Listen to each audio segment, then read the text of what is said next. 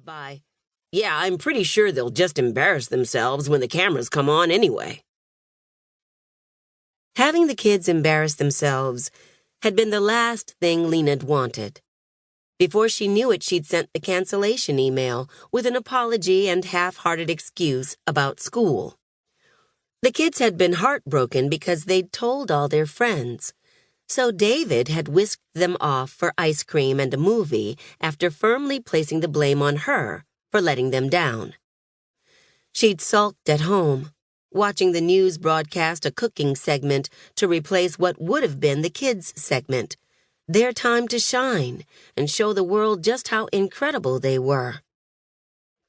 Was she doing the same thing David had done with the ice cream by taking them to Los Angeles? Lina opened her mouth to thank Vivian for the opportunity, but words tangled in her sandpaper throat.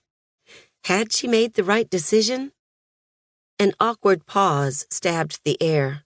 1, 2, 3 seconds. Lina was certain Vivian was second-guessing herself now and could see disappointment flicker across her face like a scrolling announcement sign. Big mistake. She's a total flake, and I'm getting fired over this booking because her kids are probably just as flaky. Panic rose from Lina's gut, twisting and turning her insides. She swallowed hard, hoping to push it back down. Not now. Not now. Not now. Danny spoke up. Thanks for having us. This is so cool. When do we go on? Can we get Sophia's autograph? Vivian smirked, slashed something else on her clipboard, and motioned for them to follow her. So, here's the deal, she said over her shoulder as they wound around the maze of hallways. We're shooting a double today, and the green room is for our special guest, so you guys will be in our secondary waiting area. She ticked off the show's expectations and rules, Lina and the kids on her heels until her words strung together and jumbled in Lina's head. They'll embarrass themselves, and it'll be your fault. Lina's husband's voice pulsed along with the timpani beating in her ears. What if the kids messed up, big time? What if this was all a bad idea? What if Mimi and Danny screwed up and hated her for letting them take such a massive leap, even though they'd begged her once again for the opportunity to share their creation?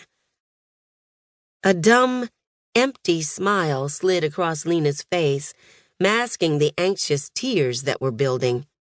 Her heart didn't know whether to speed up for a marathon or slow to rest. She low-key felt like she was having a heart attack and did her best to hide it all as she kissed her kids and wished them luck before Vivian led them away. Her mind raced through everything she should have told them. Remember to breathe, Mimi. Danny, don't be too much of a clown. Don't forget to smile. Speak up and have fun.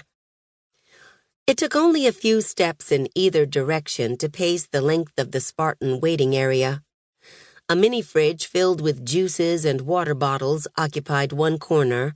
A few slotted plastic chairs, the type that looked like they'd pinched the backs of Lina's thighs, sat here and there, and a television hung on the wall in front of her.